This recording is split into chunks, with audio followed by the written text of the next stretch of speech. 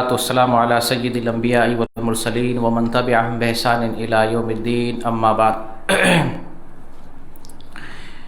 قال النبی صلی اللہ علیہ وسلم ان المؤمن لا ینجس۔ میرے دینی بھائیوں، آج ایک اہم مسئلے کی طرف آپ کی توجہ مرکوز کرانا چاہتا ہوں۔ وہ مسئلہ ہے پاکی اور ناپاکی میں لوگوں کا شبہ کرنا۔ عام لوگوں کے اندر پاکی اور ناپاکی سے متعلق شبہ پایا جاتا ہے۔ جو کم پڑھے لکھے لوگ ہوتے ہیں تو اس کو ایک بڑا ایشو بنا لیتے ہیں اور پھر وہ نماز سے بھی دور بھاگتے ہیں، کپڑے کی صفائی سے بھی بھاگتے ہیں، اور ذہن میں ایک طرح کا شبہ رہتا ہے کہ میں پاک ہوں ناپاک ہوں، یہ پڑ گیا وہ پڑ گیا ہوگا، ایسا ہو گیا ہوگا ویسا ہو گیا ہوگا۔ اس طریقے سے عوام کے ذہن میں جو کم پڑھے لکھے لوگ ہوتے ہیں ان کے ذہن میں پاکی اور ناپاکی کا بڑا مسئلہ ہے۔ بہت سے لوگ تو ذہنی اعتبار سے بیمار ہو جاتے ہیں، مریض کی حد تک چلے جاتے ہیں۔ ایک شخص کا میں واقعہ بتاؤں گا جو میرے پاس رو رہا تھا اس مسئلے کو لے کر۔ تو پاکی اور ناپاکی کے تعلق سے عوام میں جو وسوسہ ہے، شبہ ہے، اور لوگ اس طرح سے جو ہے شبہ میں پڑھ کر بیمار ہو جاتے ہیں، تو میں ان کے ذہن کو صاف کرنے کے لیے کچھ چیزیں آپ کے سامنے رکھوں گا۔ آپ بھی سنیں، میری آواز جہاں تک جا رہی ہے وہ لوگ بھی سنیں، اور جن لوگوں کے ذہن میں اس قسم کا شبہ ہے ان کے شبہے کو دور کریں۔ جس کا شبہ آپ دور کر لیں گے تو آپ کو بھی ثواب ملے گا، اس بھائی کو بھی یقین ہو جائے گا، اطمینان ہوگا، وہ بھی اپنی اصلاح کر لے گا، اور کم از کم جو ہے اپنے آپ کو سمجھے گا میں پاک ہوں، نماز کی طرف آئے گا، اپنے کپڑے کا خیال کرے گا۔ تو اس مسئلے کو دھیان سے سننے کی ضرورت ہے۔ اس سے پہلے میں 3 باتیں بتاؤں گا۔ پہلی بات یہ ہے، نبی صلی اللہ علیہ وسلم کا فرمان ہے مومن ناپاک نہیں ہوتا۔ آپ صلی اللہ علیہ وسلم کا فرمان ہے ان المؤمن لا ینجس، مومن ناپاک نہیں ہوتا۔ دوسری حدیث میں ہے ان المسلم لا ینجس، مسلمان یا مومن ناپاک نہیں ہوتا۔ تو ہمارا عقیدہ ہے الحمدللہ کہ ہم ہمیشہ پاک ہوتے ہیں۔ وہ پاکی کیا ہے؟ عقیدے کی پاکی۔ ہمارا دل پاک ہے، ہمارا عقیدہ جو ہے ٹھوس ہے، ہمارے دل کے اندر جو ہے شرک، بدعت اور نافرمانی، کفر، اس کی جو ہے گندگی ہمارے دل میں نہیں ہے۔ وہ لوگ ناپاک ہوتے ہیں جن کے دل میں کفر ہوتا ہے، جن کے دل میں شرک ہوتا ہے، وہ اصل ناپاک ہے۔ ہمارا دل شرک سے پاک ہے، کفر سے پاک ہے، تو الحمدللہ ہم پاک ہیں۔ تو مومن ناپاک نہیں ہوتا، یہ پہلی چیز ہے۔ دوسری چیز یہ ہے کہ اللہ تعالیٰ نے طاقت کے حساب سے ہی ہمارے اوپر بوجھ ڈالا ہے، طاقت سے زیادہ ہمارے اوپر بوجھ نہیں ڈالا ہے۔ جتنی طاقت ہے اتنا بوجھ ڈالا ہے۔ اسی لیے بدن کی صفائی، کپڑے کی صفائی طاقت بھر ہے۔ اس سے زیادہ اگر کوئی آدمی پیشاب کے قطرے آ رہے ہیں، یا نجاست لگی ہوئی ہے، یا عورتوں کو بچوں کی حفاظت اور صفائی ستھرائی کرنی ہے، یا کوئی مریض ہے اس کی صفائی کرنی ہے، طاقت بھر، طاقت سے زیادہ نہیں، تو اللہ تعالیٰ نے طاقت کے حساب سے ہمارے اوپر بوجھ ڈالا ہے۔ یہ دوسرا مسئلہ۔ اور ایک تیسرا مسئلہ یہ ہے کہ اسلام میں شک کی گنجائش ہی نہیں۔ اسلام میں شک کا دور دور سے تعلق نہیں۔ اسلام کی عمارت کھڑی ہوئی ہے یقین پر، اعتماد پر۔ اسلام کی عمارت علم پر قائم ہے، اور علم بھی کون سا؟ گمان والا علم نہیں ہے، یقین والا علم۔ یقینی علم پر اسلام کی عمارت ٹکی ہوئی ہے۔ اس لیے ہمیں صرف پاکی اور ناپاکی میں نہیں، دین کے کسی مسئلے میں ہمیں شبہے میں نہیں پڑنا ہے، شک میں نہیں پڑنا ہے۔ اسلام نے ہمیں یقین والا علم دیا ہے، یقین والا علم ہمیں دیا ہے۔ تو 3 مسئلے کو آپ نے سمجھ لیا ہے۔ اب آتے ہیں پاکی اور ناپاکی کے تعلق سے۔ بہت سارے لوگ یہ سمجھتے ہیں تھوک پڑ گیا ہوگا ہم ناپاک ہو سکتے ہیں۔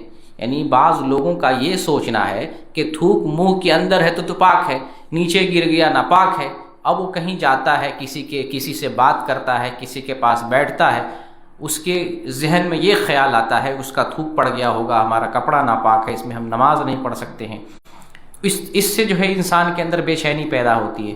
کچھ لوگ یہ سوچتے ہیں پیشاب کرنے گیا ہوں، ہو سکتا ہے چھینٹا پڑ گیا ہو۔ یہ ہو سکنے والی بیماری بہت سے لوگوں کو ہے، دیکھا نہیں ہے، پیشاب کی نجاست، گندگی نظر نہیں آ رہی ہے، لیکن اس کے اندر یہ شبہ ہے پیشاب کا چھینٹا پڑ گیا ہوگا، یا پیشاب کرنے کے بعد جو ہے قطرے ٹپک گیا ہوگا، یا پیشاب کو صحیح سے ہم نہیں دھوئے ہوں گے تو نجاست لگی ہوئی ہوگی۔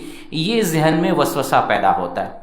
یہ مردوں میں بھی وسوسہ ہے اور پھر یہ وسوسہ عورتوں میں جو ہے ایک اس ٹائپ کی جو ہے جو بیماری ہے نماز نہ پڑھنے کی، وہ سمجھ لیجئے ایک بہانے والی بیماری ہے، بہانہ ہے عورتوں کے پاس۔ عورتوں کو اگر نماز پڑھنے کے لیے کہا جائے تو اس کا پہلا بہانہ ہوتا ہے کہ ہمارے پاس گھریلو کام ہے، گھر میں ہم لگے ہوتے ہیں، فرصت نہیں ملتی ہے، کھانا بنانا ہے، کپڑے دھلنا ہے، گھر پوچھا کرنا ہے، اس میں وقت نہیں ملتا نماز پڑھنے کے لیے۔ اور پاکی اور ناپاکی کا ایک دوسرا مسئلہ ہوتا ہے کہ چھوٹی چھوٹی جو ہے بچیاں ہیں، چھوٹے بچے ہیں، پیشاب کر دیتا ہے، کپڑے میں لگ جاتا ہے، بستر پہ کر دیتا ہے، اس بستر پہ بیٹھتے ہیں، ہاتھ لگ جاتا ہے، تو ہمارا بدن اور کپڑا ناپاک ہوتا ہے، ہم کیسے نماز پڑھیں گے؟ تو یہ دراصل جو ہے دین اسلام کی بات نہ جاننے کی وجہ سے عورتوں کے اندر یہ جو ہے بے دینی اور غفلت پائی جاتی ہے۔ عورتوں کا مسئلہ پہلے میں حل کرتا ہوں۔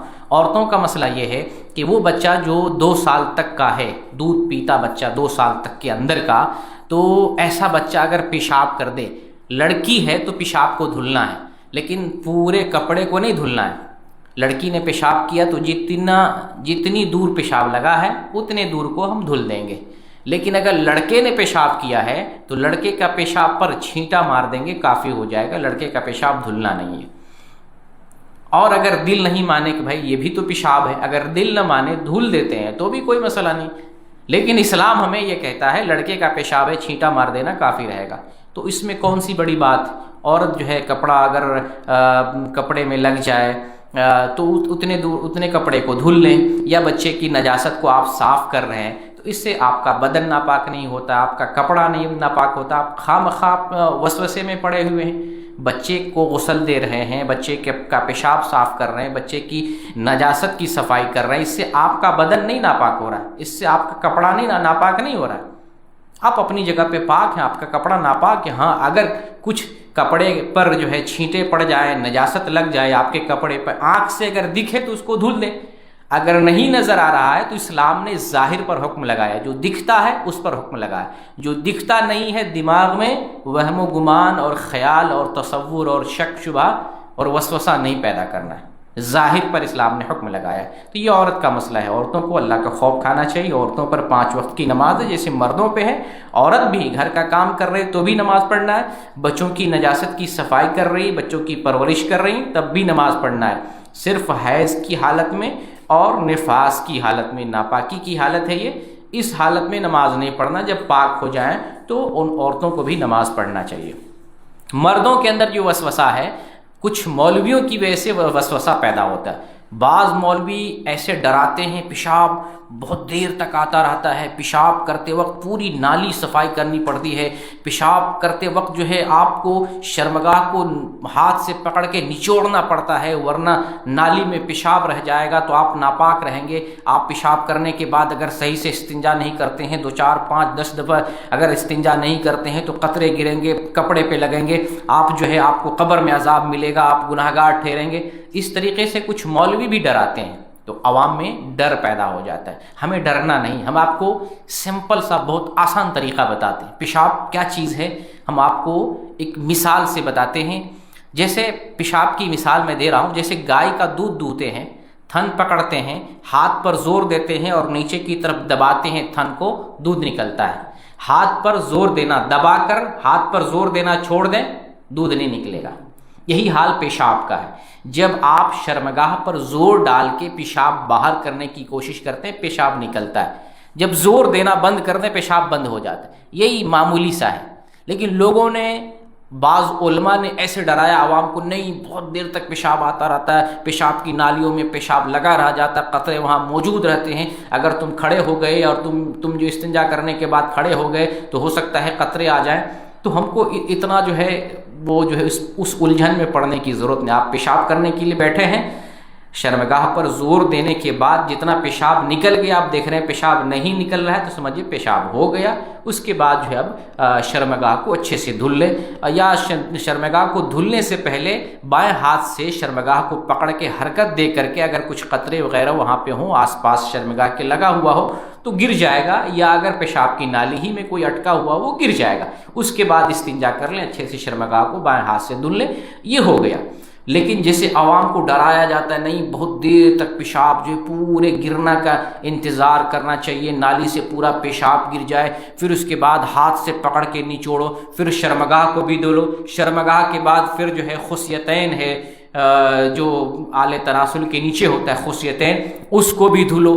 یہ کہاں سے جو ہے آپ نے زیادہ طاقت سے زیادہ بوجھ انسانوں پر کیوں ڈال رہے ہیں؟ کس نے بتایا کہ پیشاب کے شرمگاہ کو نچوڑنا ہے اور خصیتین کو بھی دھلنا ہے؟ کہاں سے آیا ہے؟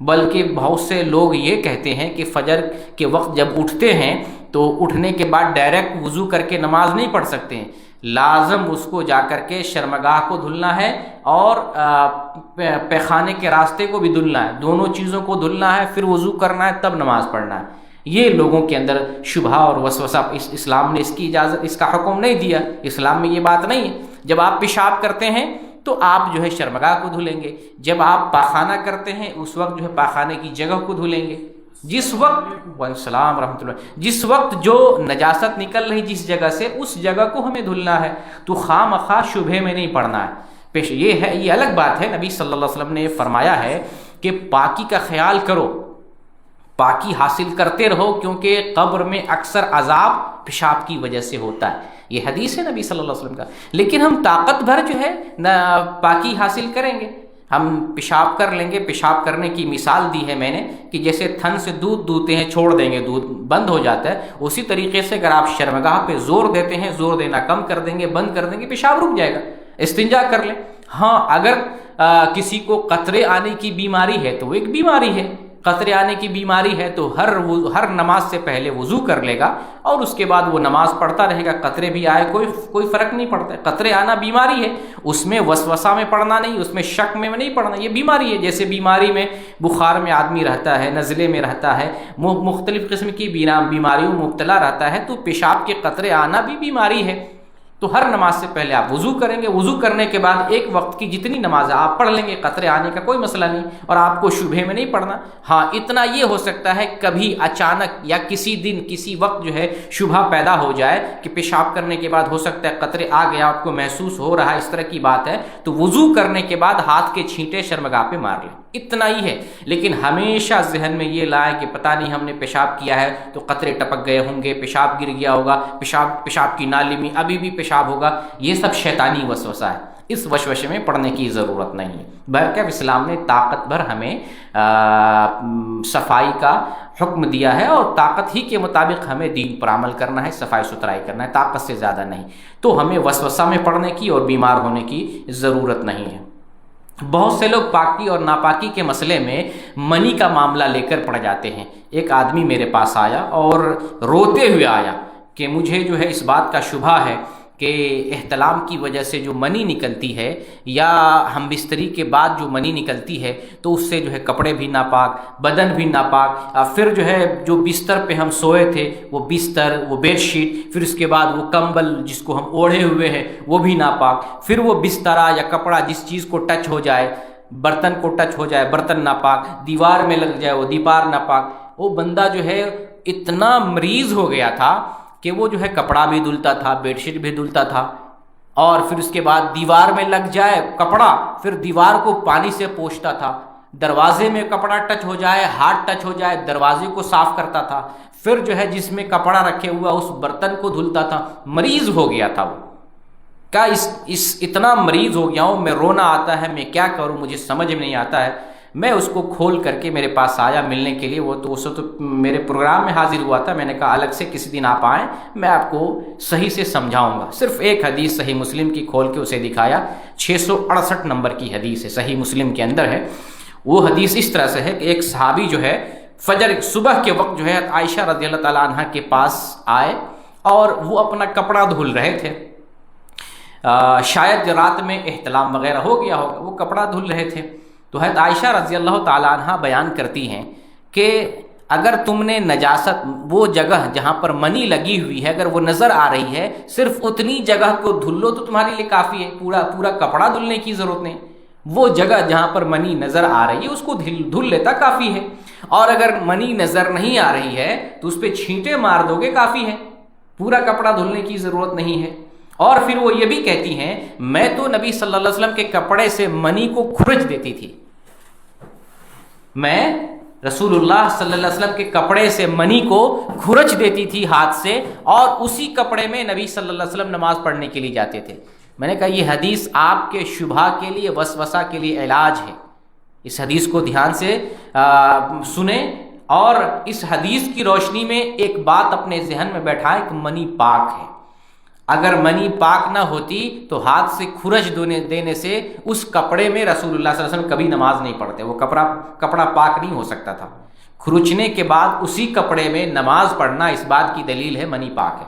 تو آپ دماغ میں یہ بیٹھائیں منی ناپاک نہیں، منی پاک پہلی چیز۔ یہ وہی منی ہے جس سے انبیاء بھی پیدا ہو رہے ہیں، اولیاء پیدا ہو رہے ہیں، صالحین پیدا ہو رہے ہیں، ائمہ پیدا ہو رہے ہیں، ہم اور آپ کی پیدائش ہو رہی ہے، اسی سے پیدائش ہو رہی۔ میں نے اس طرح سے ذہن میں بیٹھانے کی کوشش کی تاکہ اس کے ذہن سے شیطان نے جو وسوسہ ڈالا ہے وہ ختم ہی ہو جائے۔ میں کہا پہلی بات ذہن میں یہ بیٹھائیں منی پاک ہے۔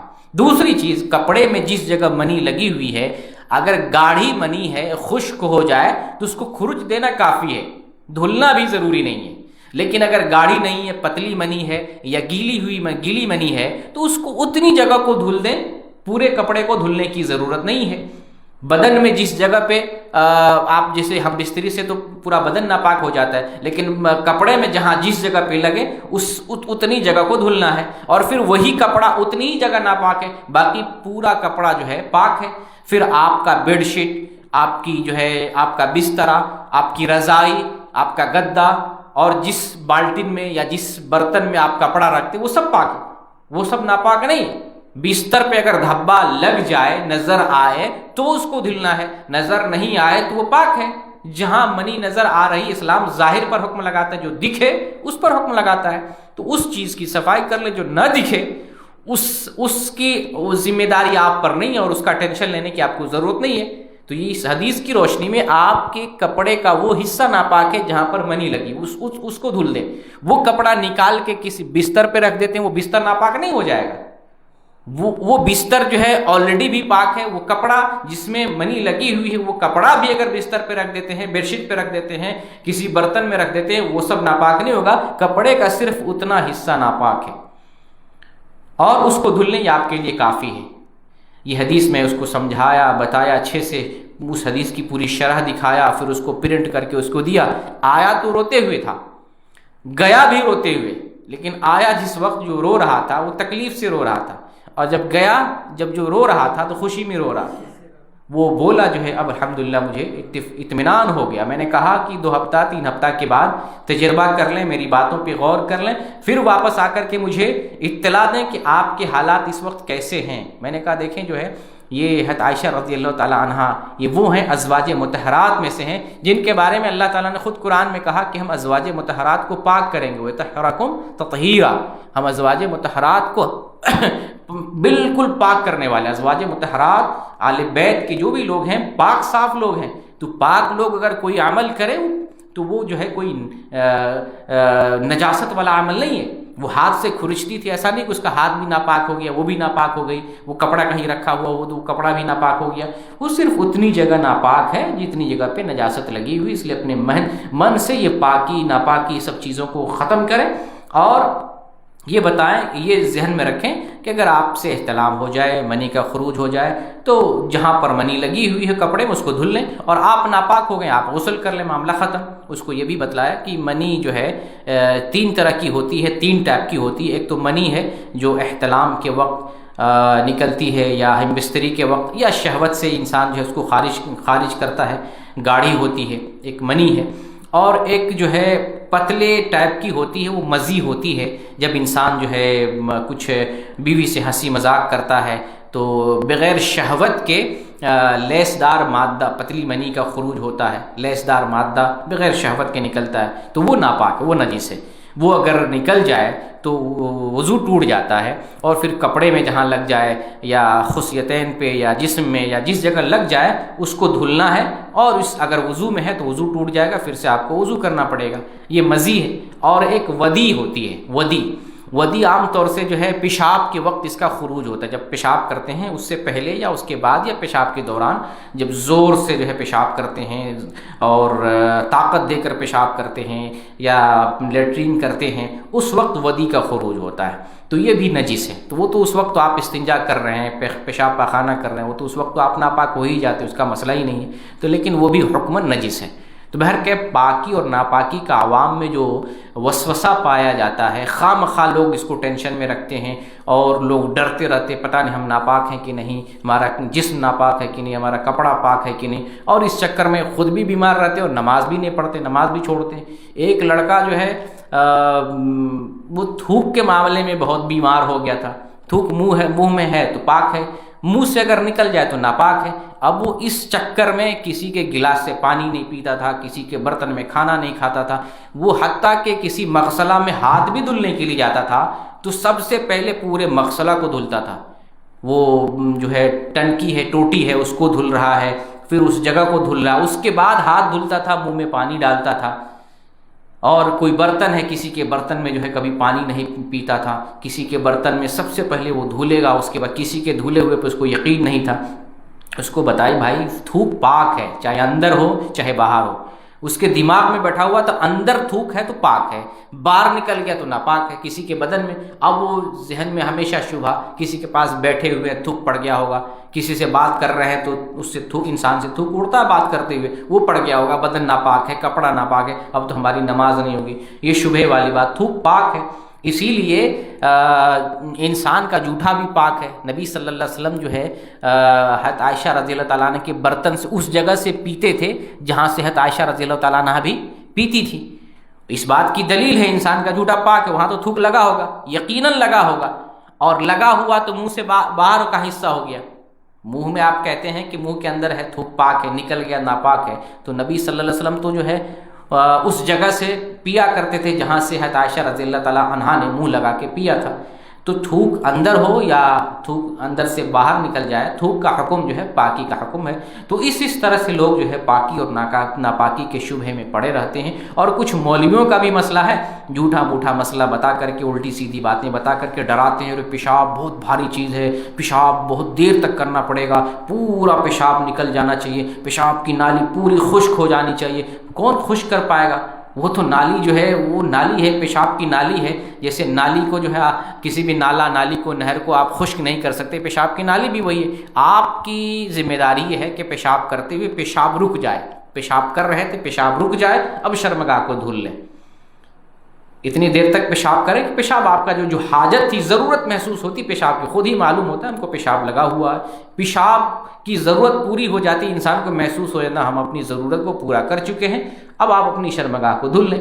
اگر کبھی کبھار وسوسہ پیدا ہو جائے تو وضو کے بعد چھینٹے مار سکتے ہیں. لیکن اگر ہمیشہ وسوسہ آ رہا ہے تو آپ کو بیماری ہے، آپ کو شبہ ہے، شیطان نے آپ کو ورغلایا ہے. آپ اپنے اندر سے شبہ کو دور کر لیں.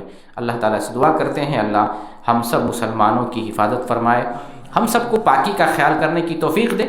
اور جس بھائی کے اندر شبہ پیدا ہو گیا ہے، اللہ اپنے فضل سے ان بھائیوں کی اصلاح فرما دے، ان کے شک کو، شبہ کو دور فرما دے. آمین. وآخر الدعوانا ان الحمد للہ رب العالمین. جزاکم اللہ.